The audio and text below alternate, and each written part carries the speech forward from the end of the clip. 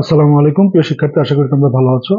আজকে আমি ঢাকা বোর্ড 2023-এর গণিতের 4 নাম্বার সৃজনশীলটা এখন আমি সলভ করব। তো চলো কথা না বাড়িয়ে আমরা মূল আলোচনায় চলে যাই। 4 নাম্বারে আসলে জ্যামিতির অংশ। এখানে বলছে একটি ত্রিভুজের ভূমি এ সমান সমান 5 সেন্টিমিটার, ভূমি সংলগ্ন সূক্ষ্মকোণ অ্যাঙ্গেল ওয়াই সমান সমান 45 এবং অপর দুই বাহুর অন্তর ডি সমান সমান 2 সেন্টিমিটার। কতে বলছে 4 সেন্টিমিটার বাহু বিশিষ্ট একটি বর্গ অঙ্কন করো। অঙ্কনের চিহ্ন আবশ্যক, এখানে বিবরণ দিতে হবে না। তাহলে 4 সেন্টিমিটার বাহু বিশিষ্ট একটি বর্গ দেখো কিভাবে আঁকাতে হবে। আমি অ্যাকুরেট ভাবে দেখাতে পারছি না, আমি জাস্ট মূল জিনিসগুলো আলোচনা করে দিচ্ছি। তোমরা জ্যামিতি বক্স দিয়ে পেন্সিল দিয়ে এটা সুন্দরভাবে আঁকাবে। আমি জাস্ট মূল বিষয়গুলো তোমাদের বুঝিয়ে দিচ্ছি। তো চলো দেখি, আমরা যে কোনো একটা বাহু আমরা নেব, এটার নাম দিলাম এ, যেটাকে আমরা বলে দিলাম যে এটা 4 সেন্টিমিটার, যেটা আমাদের বলে দিচ্ছে। এখন এই 4 সেন্টিমিটার বাহু বিশিষ্ট বর্গ আঁকানোর জন্য আমরা যে কোনো একটা রশ্মি নেব। সেই রশ্মিটার নাম দিলাম আমরা এই রশ্মি। এই রশ্মি হতে আমাদের এই যে এক বাহু এ সমান করে আমরা একে কেন্দ্র করে এ ডি অংশ কেটে নিলাম। এডি রেখাংশের একে কেন্দ্র করে আমরা এখানে একটা লম্ব আঁকাবো। লম্ব আঁকানোর নিয়ম হলো যে কোনো ব্যাসার্ধের 5টা বৃত্তচাপ নিতে হবে, অর্থাৎ এখান থেকে যতটুকু দূরত্ব আমরা নিলাম সেই দূরত্ব ঠিক রেখে আমরা এখানে কাটা রেখে এখানে কাটবো, এখানে কাটা রেখে এখানে কাটবো, এখানে কাটা রেখে আবার উপরের দিকে কাটবো, এখানে কাটা রেখে উপরের দিকে কাটবো। এখন আমরা এই যে বৃত্তচাপ দুটি ছেদ বিন্দু, আর এই বিন্দু স্কেল ধরে তোমরা সুন্দর করে দাগ দিয়ে দিবে। তাহলে এই দাগ লম্বটার নাম দিলাম আমরা এফ লম্ব। এই এফ হতে আবার আমরা এই যে এক বাহু আছে এই এ সমান করে আমরা এখানে যতটুকু তোমরা মেপে নিবে, কাটা এক পাশে রাখবে, এক পাশে পেন্সিল দিবে, কাটা দিয়ে পেন্সিল দিয়ে কেটে নিলাম আমরা। এটার নাম দিলাম আমরা এবি। এফ হতে আমরা এবি রেখাংশ কেটে নিলাম। এখন বি কে কেন্দ্র করে আবার এ এর সমান ব্যাসার্ধ নিয়ে অপর একটি বৃত্তচাপ আমরা আঁকালাম এবং ডি কে কেন্দ্র করে আমরা আরেকটি বৃত্তচাপ আঁকালাম এবং বৃত্তচাপ দুটি পরস্পরকে আমরা ধরে নিলাম সি বিন্দুতে ছেদ করে। এখন এই যে বিসি আমরা যোগ করে দিব এবং সিডি যোগ করে দিব। তোমরা পেন্সিল এবং জ্যামিতি বক্স দিয়ে করবে, সুন্দর হবে দেখতে বা অ্যাকুরেট হবে। এখানে আমার বাহুগুলো একটু ছোট বড় হয়ে গেছে যেহেতু আমি হাতে আঁকাচ্ছি, জাস্ট আমি মূল বিষয়গুলো তোমাদেরকে বুঝিয়ে দেওয়ার চেষ্টা করছি। তাহলে এই যে এ বি সি ডি এটাই উদ্দিষ্ট বর্গ। তাহলে এখানে আর বর্ণনা দেওয়ার দরকার নাই, আমরা বলে দেবো চিত্রে এ বি সি ডি উদ্দিষ্ট বর্গ। শেষ আমাদের ক নম্বরের আনসার।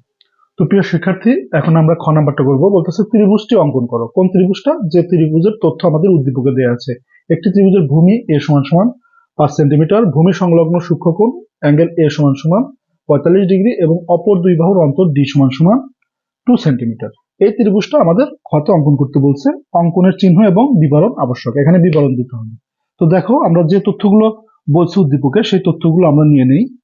আমরা একটা ভূমি নিয়ে নিলাম, সেটা এ, এবং এটা বলে দিছে যে 5 সেন্টিমিটার হতে হবে। তো আমরা 5 সেন্টিমিটার, এখন স্কেল দিয়ে মাপেই 5 সেন্টিমিটার নিতে হবে ব্যাপারটা এমন না, তোমরা যে কোনো একটা নিয়ে বলে দিলে এটুকুই 5 সেন্টিমিটার তাই হবে। আচ্ছা, তারপরে আমরা আমাদের বলছে একটা সূক্ষ্মকোণ ওয়াই 45 ডিগ্রি। তাহলে 45 ডিগ্রি তোমরা কিভাবে আঁকাবা দেখো। আমরা প্রথমটাতে যে লম্ব আঁকাইছিলাম সেভাবে আগে একটা লম্ব আঁকাবা। যে কোনো একটা রশ্মি আমরা নিলাম, এই রশ্মির উপর আগে এই বিন্দুকে কেন্দ্র করে আমরা যে কোনো ব্যাসার্ধের কয়েকটা 5টা বৃত্তচাপ নিতে হবে। যে একটা কি ব্যাসার্ধ ঠিক রেখে আরেকটা বৃত্তচাপ, একই ব্যাসার্ধ ঠিক রেখে আরেকটা বৃত্তচাপ, একই ব্যাসার্ধ ঠিক রেখে উপরের দিকে একটা বৃত্তচাপ এবং এই বিন্দুকে কেন্দ্র করে অপর একটি বৃত্তচাপ, এবং বৃত্তচাপ দুটি যেখানে ছেদ করবে সেই ছেদ বিন্দু এবং এই মূল বিন্দু দিয়ে আমরা স্কেল ধরে আমরা রেখা অঙ্কন করে দেব। তাহলে আমাদের এখানে যে কোণটা উৎপন্ন হবে সেটা 90 ডিগ্রি হবে। এখন 90 ডিগ্রি কোণকে আমরা সমান দুই ভাগে ভাগ করলে সেটা 45 ডিগ্রি হয়ে যাবে।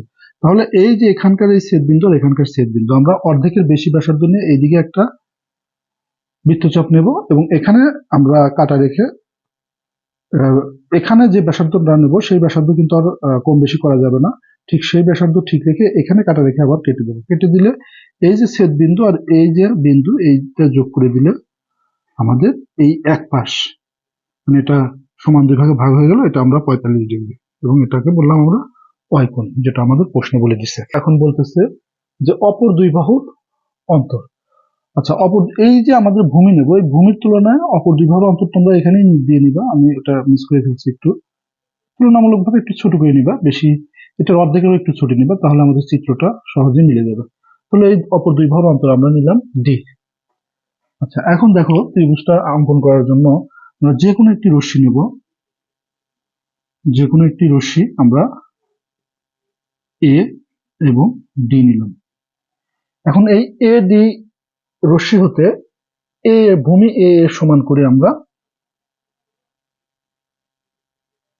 এসি অংশ কেটে নিলাম। এসি রেখাংশের এ বিন্দুকে কেন্দ্র করে 45 ডিগ্রি কোণ, মানে angle Y equal to 45 degree সমান করে একটা কোণ আঁকাবো। সেটা কিভাবে আঁকাবো? এখানে আমরা যে মাপের ব্যাসার্ধ নিয়ে আমরা বৃত্তচাপটা আঁকাইছিলাম সেই মাপটা নেব, সেই মাপটা নিয়ে এসে আমরা এখানে বৃত্তচাপ আঁকাবো এবং এখানে কাটা রেখে এটা কত দূরে আছে এখানে কাটা রাখবো, এখানে পেন্সিল দেবো, দেওয়ার পরে সেই মাপ দিয়ে আমরা এখানে, তাহলে এই এ বিন্দু আর এই ছেদ বিন্দু দিয়ে আমরা একটা রশ্মি আঁকাবো। সেই রশ্মিটার নাম দিলাম আমরা এই রশ্মি। এই রশ্মি হতে আমাদের অপর দুই বাহুর অন্তর এই ডি এর সমান করে আমরা একটা অংশ কেটে নিলাম, সেটার নাম দিলাম আমরা,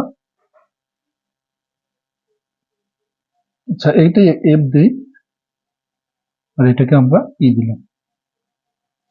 এখন এই সি আর ই যোগ করে দেব। যোগ করে দিলে আমাদের এই যে এখানে যে কোণটা উৎপন্ন হলো অর্থাৎ সিই এফ বা এফ ই সি যে কোণটা, এই কোণটা সমান করে আমরা এই ইসি রেখার সাথে সেই কোণটা আমরা আঁকাবো।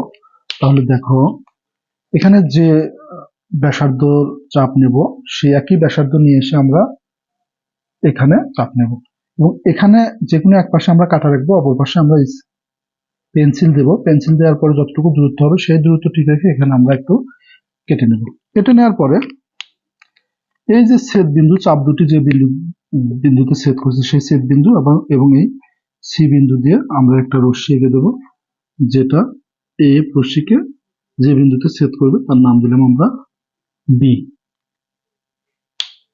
আমাদের কিন্তু যে চিত্রটা অঙ্কন করতে বলছে সেই চিত্রটা কিন্তু অঙ্কন করা হয়ে গেছে।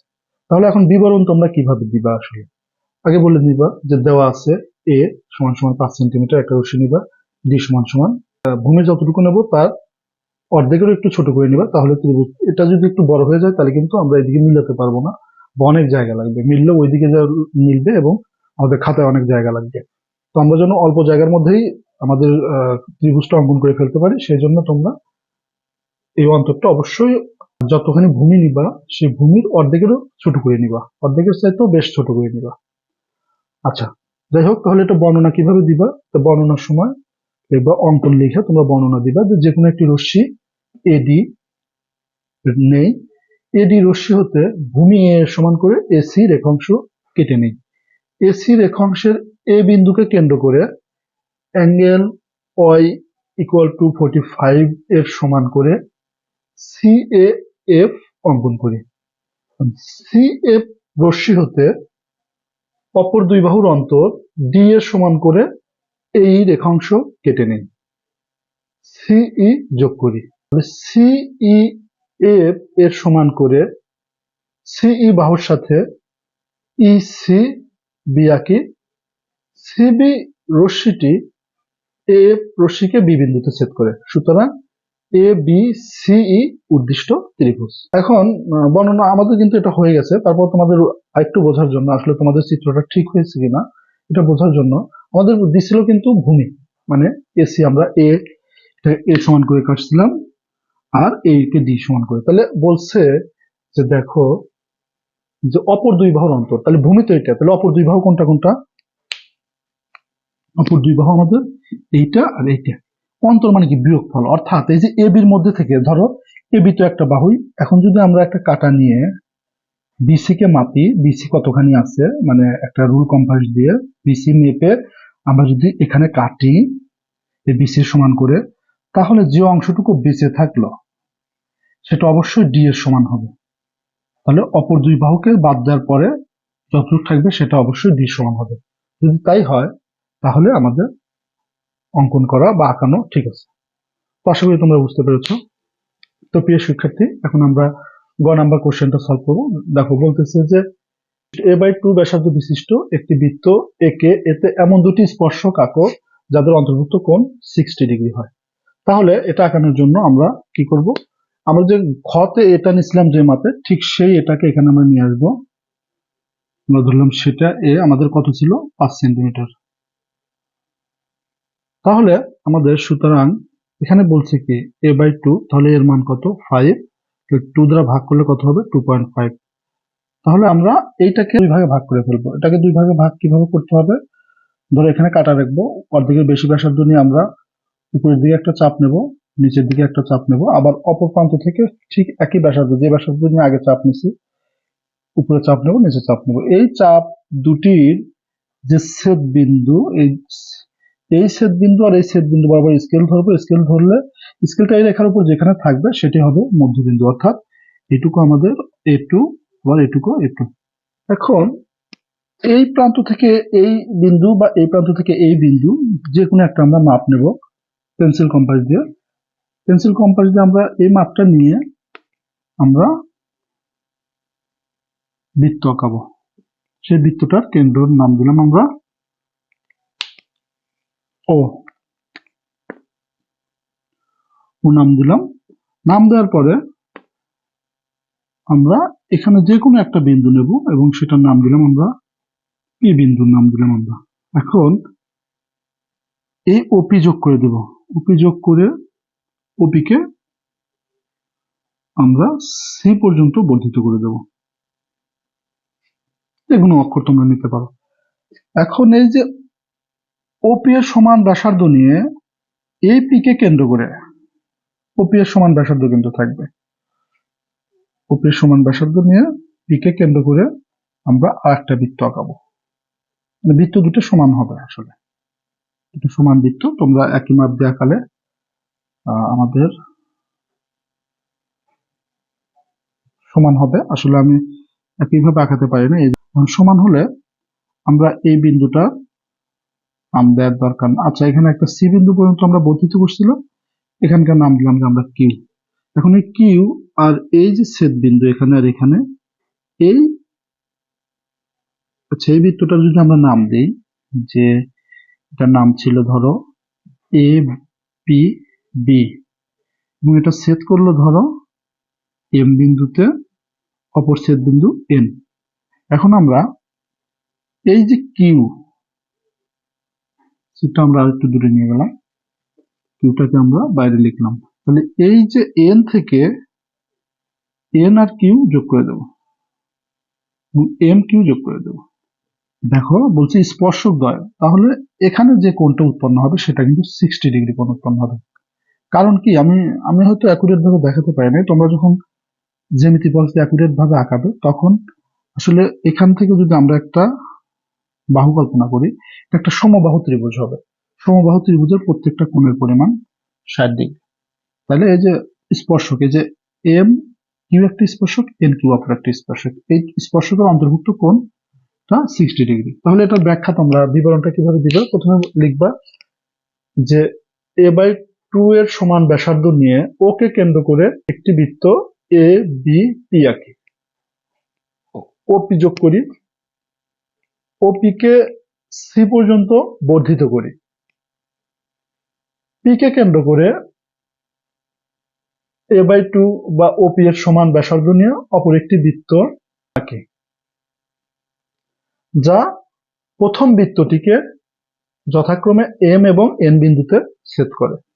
কিউ এম যোগ করি, কিউ এন যোগ করি। কিউ এম এবং কিউ এনই প্রথম বৃত্তটির স্পর্শক।